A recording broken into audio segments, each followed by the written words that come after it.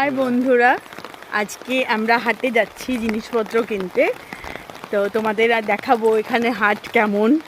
আর খুব বৃষ্টি পড়ছে, খুব নয় মোটামুটি বৃষ্টি পড়ছে। আর তোমাদের দেখাবো, চলো আমার ভিডিওটা দেখতে থাকো। আর এখানে হাট কেমন হয় সমস্ত কিছু তোমরা দেখতে পাবে, নতুন নতুন জিনিস দেখাবো।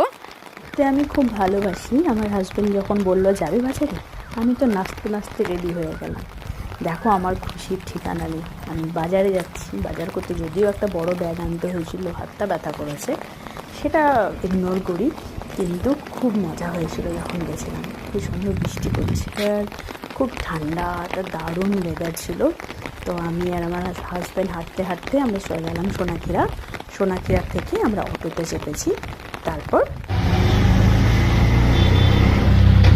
আমরা অটোতে চেপে গেছি, এই সামনেই, তবু অটো করেই নিয়েছি। খানিকটা হেঁটে এলাম সোনাক্ষীরা পর্যন্ত, কলকলি ঘাট আমার গাড়ি ওখান থেকে। এখন মার্কেটটা হচ্ছে চাঁদপুরা।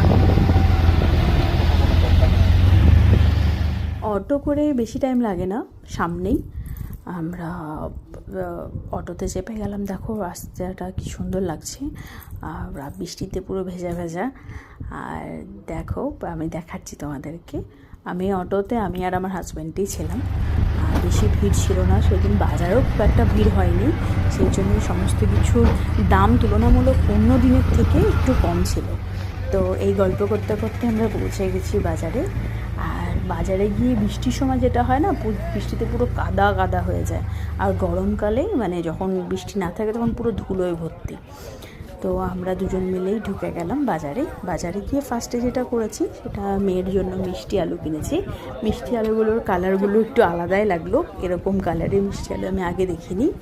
তারপর আমরা এই দেখো, এটা হচ্ছে কোয়াশ। এটা কিন্তু পাহাড়ি ফল, এটা এখানে খুব বেশি পরিমাণে পাওয়া যায়, আমাদের ওই সাইডে একটু কম পাওয়া যায়, ওয়েস্ট বেঙ্গল সাইডে। আর কোয়াশে কিন্তু খেতে অনেকটা শালগম টাইপের লাগে, আমার লাগে। অনেকের বলে আমার তাদের নাকি পেঁপের মতো খেতে লাগে। তো এই দোকানটা থেকে আমার হাজব্যান্ড মেনলি জিনিসপত্র কেনে। তো ফার্স্টে গিয়েই চলে গেল এই দোকানে। এই দোকান থেকে যা যা আমাদের প্রয়োজনীয় জিনিসপত্র ছিল, সেই জিনিসগুলো আমরা সমস্ত কিছু এখান থেকে।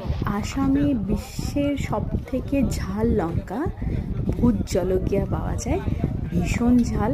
এই দেখো, ওই দেখো ভাগ করে রাখা আছে লঙ্কাগুলো, ভীষণ ঝাল হয়।